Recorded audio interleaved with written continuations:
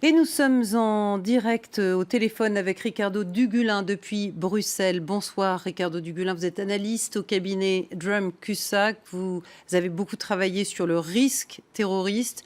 Donc là, on est vraiment dans un attentat, j'ai presque envie de dire classique, revendiqué par l'organisation État islamique avec cette méthode donc de la voiture ou du camion bélier. Oui, exactement. Un attentat qui devient de type classique en Europe occidentale, c'est-à-dire de personnes simples, donc une ou deux personnes dans l'équipe, qui utilisent des moyens très simples pour pouvoir avoir un maximum de dégâts sur des zones touristiques à haute valeur symbolique et économique.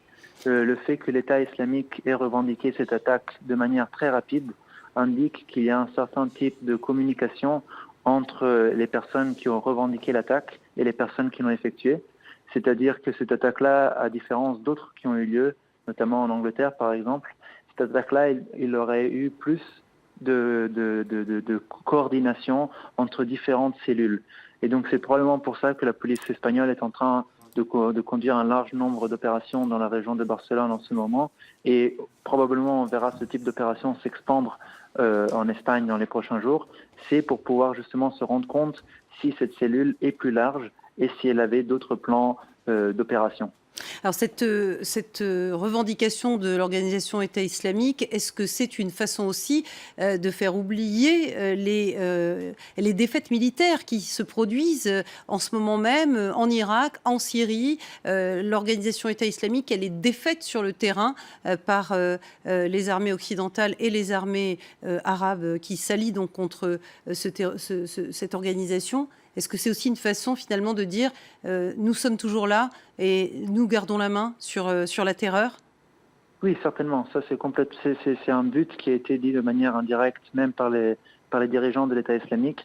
Donc, en appelant, par exemple, les terroristes européens, plutôt que d'aller au Moyen-Orient, de rester en Europe et de continuer les opérations en Europe.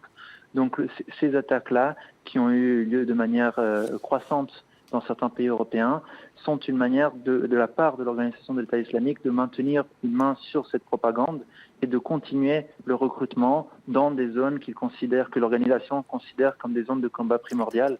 On pense ici à l'Europe occidentale, mais aussi la Turquie.